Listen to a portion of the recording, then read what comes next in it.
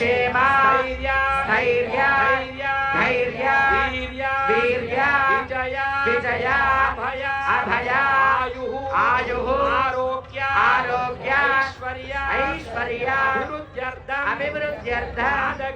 यादगिरि लक्ष्मी नारसिंह स्वामिनः परिपूर्ण अनुग्रह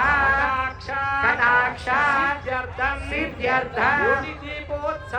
कोटि दीपोत्सव मंडपे कल्याण महोत्सव समये महालक्ष्म्याः सालंकृता सहिरण्योदक धारापूर्वक कन्यादान कैंकर्य आचार्यस्य हस्तेन